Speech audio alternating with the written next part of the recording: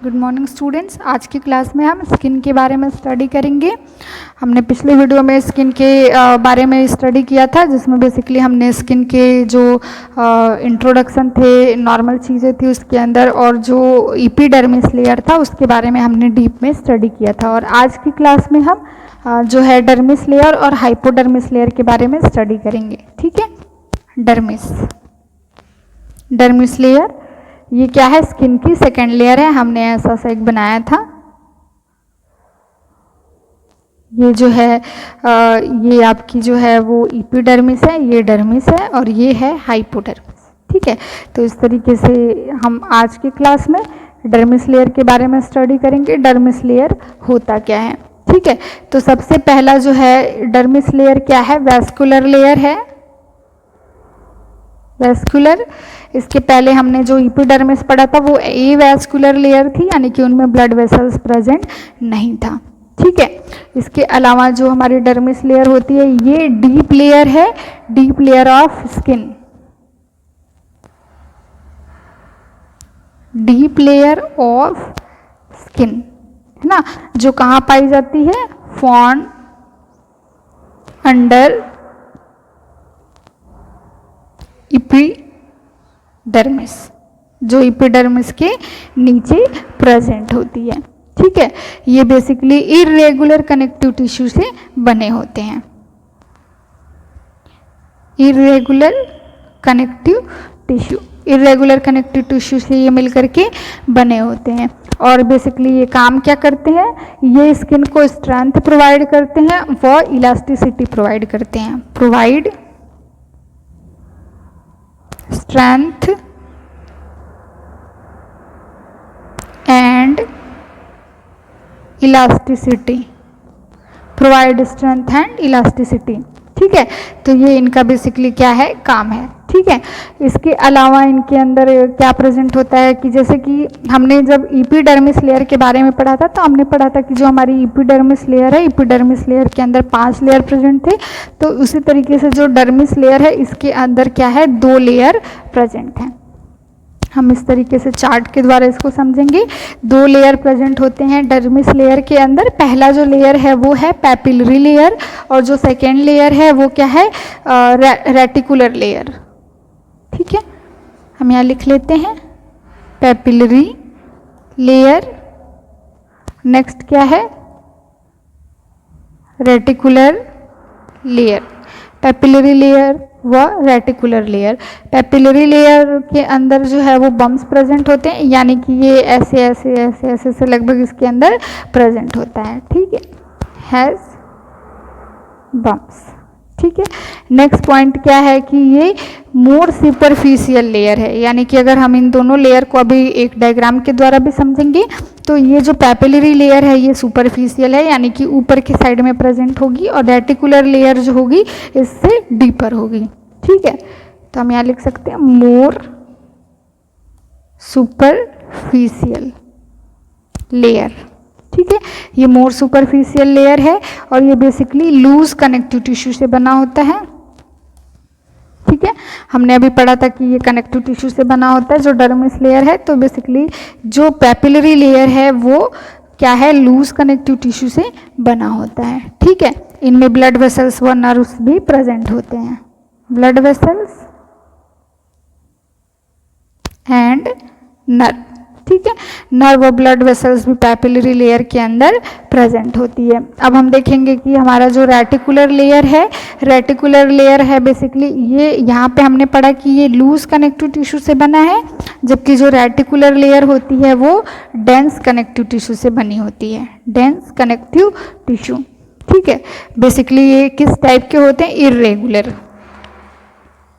ठीक है, तो हम कह सकते हैं डेंस इरेगुलर कनेक्टिव टिश्यू से बना होता है। ठीक है, ये बेसिकली यहाँ पे काम क्या कर रही है कि जो भी हमारे डर्मिस लेयर है, डर्मिस लेयर की स्ट्रेंथ को इंक्रीज करने का काम करती है। तो हम यहाँ पे लिख सकते हैं increase strength of dermis layer, है ना। डर्मिस लेयर के स्ट्रेंथ को इंक्रीज करने का काम करता है। इसके अंदर कोलेजन व इलास्टिक फाइबर्स भी पाए जाते हैं। Collagen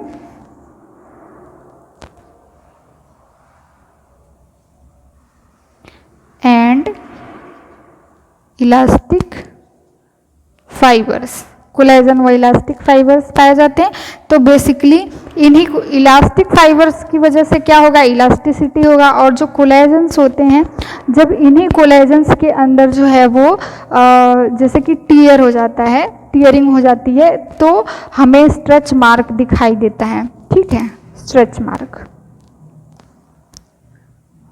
stretch mark, stretch mark किसकी वजह से दिखाई देता है, इन्हीं कोलेजन फाइबर्स की वजह से।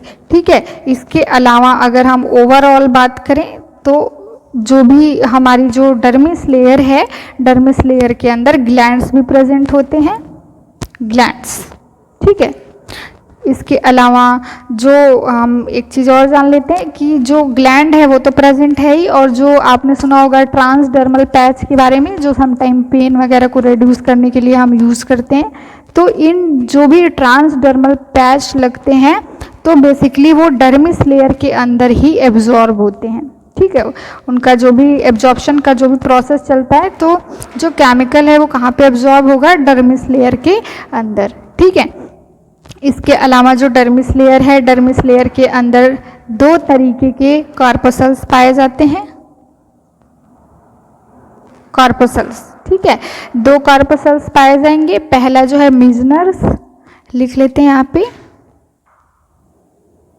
मिजनर्स कॉर्पसल्स, और दूसरा जो है पेसिनियन कार्पसल्स। ठीक है, मिजनर्स कार्पसल्स और पेसिनियर कार्पसल्स, दो तरीके के इसके अंदर कार्पसल्स जो हैं वो प्रेजेंट होंगे। अब हम देख लेते हैं कि ये कहाँ कहाँ प्रेजेंट होते हैं। तो जो मिजनर्स कार्पसल्स हैं वो बेसिकली पैपिलरी लेयर में प्रेजेंट होंगे, ये जो लेयर है। ठीक है, पैपिलरी लेयर, मिजनर्स कार्पसल्स कहाँ पे प्रेजेंट होंगे, पैपिलरी लेयर के अंदर। ठीक है, पैपिलरी लेयर के अंदर प्रेजेंट होते हैं, और ये काम क्या करते हैं, नर्व रिसेप्टर का काम करते हैं, एक्ट एज नर्व रिसेप्टर। ठीक है, और जो है आपका सेकेंड है पेसिनियन, सॉरी ये एन है। ठीक है, पेसिनियन कार्पसल्स, पेसिनियर कार्पसल्स जो है ये काम क्या करते हैं, ये भी ये प्रेजेंट कहाँ होंगे, रेटिकुलर, रेटिकुलर लेयर। ठीक है, डर्मिस के रेटिकुलर लेयर में प्रेजेंट होते हैं, जो बेसिकली एक तरीके से एक्ट एज नर्व रिसेप्टर। ठीक है, अब मैंने कहा कि ये भी जो है नर्व रिसेप्टर का की तरह काम कर रहा है, और जो आपका पेसिनियन है ये भी नर्व रिसेप्टर की तरह काम कर रहा है। तो फिर दोनों में डिफरेंस क्या है, तो दोनों में ये डिफरेंस है कि ये जो नर्व रिसेप्टर की तरह काम कर रहा है किसके लिए कर रहा है, for vibration and pressure, vibration व प्रेशर के लिए काम करता है। जबकि जो आपका मिजनर्स कार्पसल्स है, मिजनर्स कार्पसल्स किसके लिए काम करता है, ये बेसिकली लाइट व टच के लिए काम करता है। ठीक है, लाइट एंड टच। ठीक है, लाइट एंड टच के लिए नर्व रिसेप्टर का काम करता है, जिसको हम मिजनर्स कार्पसल्स बोलते हैं, जो कि डर्मिस लेयर के पैपिलरी लेयर में प्रेजेंट होता है। और पेसिनियन जो है ये डर्मिस लेयर के रेटिकुलर लेयर में प्रेजेंट होता है, जो कि वाइब्रेशन व प्रेशर के लिए नर्व रिसेप्टर का काम करता है। तो अब हम इसको एक डायग्राम के द्वारा समझ लेते हैं। हम यहाँ पे ड्रॉ कर सकते हैं, हमारे पास स्पेस है थोड़ा सा।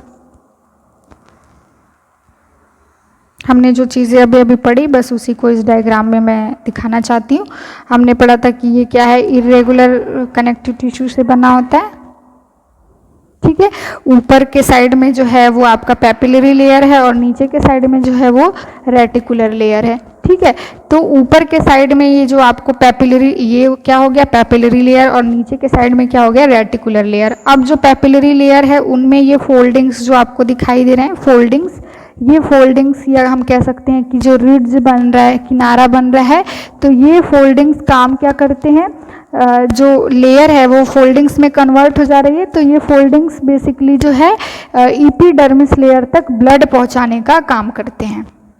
यानी कि इन्हीं के अंदर से ऐसे जो है वो ब्लड वेसल्स निकलती है, तो ब्लड पहुंचाने का काम करते हैं। हमने पढ़ा था एपिडर्मिस लेयर जो है उसमें ब्लड वेसल्स प्रेजेंट नहीं होते, तो यही फोल्डिंग्स जो है एपिडर्मिस लेयर में ब्लड पहुंचाने का काम करती हैं। ठीक है, अब हम इसके अंदर देखेंगे कि इसी के अंदर जो है ऐसे स्ट्रक्चर यानी कि कार्पसल्स प्रेजेंट होता है। यही क्या है, मिजनर्स कार्पसल्स।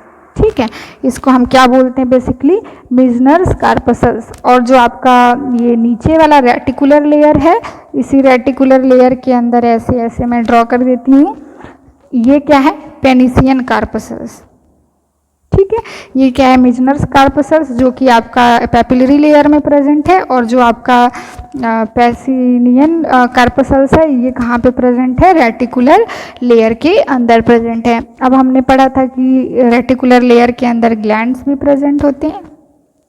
सॉरी, हम ये नहीं कह सकते कि रेटिकुलर लेयर के अंदर, हमें ये कहना ज़्यादा सुटेबल है कि जो डर्मिस लेयर है, डर्मिस लेयर के अंदर ग्लैंड्स प्रेजेंट होते हैं। तो ये क्या हो गए, ग्लैंड्स। ठीक है, ये हो गए हमारे ग्लैंड्स। ठीक है, अब और इसमें क्या प्रेजेंट है, ये ऊपर के साइड में जो है वो लूज कनेक्टिव टिश्यू है। ठीक है, और यहाँ पे हम बना सकते हैं ऐसे ब्लड वेसल्स। ठीक है, ये क्या है, ब्लड वेसल्स है। और यहाँ पे हमने नीचे पढ़ा था, यहाँ पे डेंस कनेक्टिव टिश्यू पढ़ा है ना, रेटिकुलर लेयर जो है, तो हम यहाँ पे एक ऐसे ऐसे ऐसे ऐसे ड्रा कर देते हैं। ये क्या है, डेंस कनेक्टिव टिश्यू। ठीक है, अब डेंस कनेक्टिव टिश्यू के बाद हमने जो है वो यहाँ पे हमने पढ़ा था कि इसमें इलास्टिक व कोलेजन फाइबर पाए जाते हैं। तो ये हमने बना लिया, देखो। ठीक है, ये फोल्ड जैसा जो है, ये क्या है, इलास्टिक फाइबर। और ये जो है, ये क्या है, कोलेजन फाइबर। ठीक है, ये कोलेजन फाइबर है, ये क्या, इलास्टिक फाइबर। ये डेंस कनेक्टिव टिश्यू है, इसमें ब्लड वेसल्स प्रेजेंट होते हैं। और जो फोल्डिंग्स प्रेजेंट है, ये काम क्या करते हैं कि ब्लड को ऊपर सप्लाई करने में हेल्प करते हैं। और इन्हीं के अंदर जो है ये जो फोल्डिंग्स जैसा या रिड्स जैसा स्ट्रक्चर बन रहा है, इनमें मिजनस कॉर्पसल्स पाया जाता है। और यहाँ पे पेनिसियन कॉर्पसल्स प्रेजेंट होता है। ठीक है, तो और इसके अंदर ग्लैंड्स भी प्रेजेंट होते हैं, इलास्टिक फाइबर व कोलेजन फाइबर, सारी चीज़ें इस डायग्राम के अंदर दिखाई दे रही हैं। तो ये बेसिकली जो स्ट्रक्चर था वो था हमारा डर्मिस लेयर। ठीक है, अब हम नेक्स्ट देखते हैं जो हमारा है हाइपोडर्मिस। ठीक है, यहाँ हम देख लेते हैं हाइपोडर्मिस। हाइपोडर्मिस यानी कि डर्मिस के जो नीचे प्रेजेंट है उसको हम क्या बोलेंगे, हाइपोडर्मिस। तो हाइपोडर्मिस के बारे में हम क्या कह सकते हैं कि यह इनर मोस्ट लेयर है, इनर मोस्ट लेयर यानी कि सबसे अंदर प्रेजेंट है। ठीक है, और ये क्या है, थिकेस्ट लेयर है, सबसे थिक होता है। क्योंकि हमने अभी पीछे इंट्रोडक्शन वाली क्लास में ये देखा था कि इनमें एडिपोज टिश्यू प्रेजेंट होते हैं जो कि फैट को स्टोर करने का काम करते हैं। तो ये बेसिकली इसी वजह से क्या है, थिकेस्ट लेयर है। ठीक है, तो अब हम कह सकते हैं कि इनमें जो है एक स्पेशल टाइप की जो सेल है वो प्रेजेंट होती है, स्पेशल सेल, जिसको बेसिकली हम क्या बोलते हैं, एडिपोसाइट्स। एडिपोसाइट्स। ठीक है, उस स्पेशल टाइप के सेल को हमने क्या बोला, एडिपोसाइट्स। ये एडिपोसाइट्स काम क्या करती है, फैट स्टोरेज का काम करती है। ठीक है, फैट स्टोरेज का काम करती है। इसके अलावा जो है हमारा जो हाइपोडर्मिस लेयर है, ये कंटेन फाइब्रस टिश्यू। ठीक है, ब्लड वेसल्स व नर्व, ये तीनों चीज़ें इसके अंदर प्रेजेंट होती हैं। ठीक है। तो ये बेसिकली इसमें कुछ भी ज़्यादा नहीं है, बस इसके बारे में इतना ही है कि ये इनर मोस्ट लेयर है, थिकेस्ट लेयर है, इनमें स्पेशल सेल पाई जाती है जिनको हम एडिपोसाइट्स कहते हैं, जो कि फैट स्टोरेज का काम करते हैं। ठीक है, या हम हाइपोडर्मिस लेयर को फैट लेयर भी कहते हैं, fat layer called as fat layer. ठीक है, तथा जो हमारा हाइपोडर्मिस लेयर है ये फाइब्रस टिश्यू, ब्लड वेसल्स व नर्व को अपने अंदर कंटेन करता है। ठीक है, अब हम इसको ड्रॉ कर लेते हैं यहाँ पे। ये जो हमारा हम बना रहे हैं डायग्राम, ये हाइपोडर्मिस लेयर है। तो हाइपोडर्मिस लेयर यहाँ पे क्या है, एडिपोसाइट्स है, जो कि फैट लिख सकते हैं हम इसमें, फैट। ठीक है, ये फैट लेयर है। अब जो है इसमें हमने बना दिया फाइब्रस टिश्यू।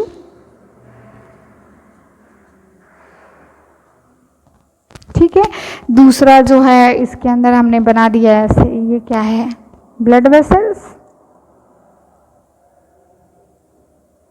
ठीक है, ये क्या है, blood vessels, fibrous tissue, blood vessels व नर्व फाइबर। ठीक है,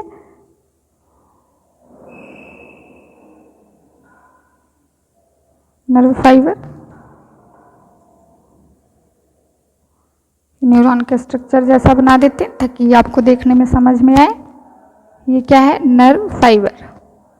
ठीक है, ये तीनों चीज़ें इसके अंदर प्रेजेंट हैं। ठीक है, अब हम देखेंगे कि इसका फंक्शन क्या होता है। फंक्शन, वैसे तो हमने स्किन के ओवरऑल फंक्शन के बारे में पढ़ लिया है, लेकिन ये जो लेयर है ये फैट स्टोर करने का काम करती है, कुछ और तरीके की चीज़ों में हेल्प करती है। तो हम यहाँ देख लेते हैं। सबसे पहला जो है वो क्या है, स्टोर फैट, फैट को स्टोर करती है।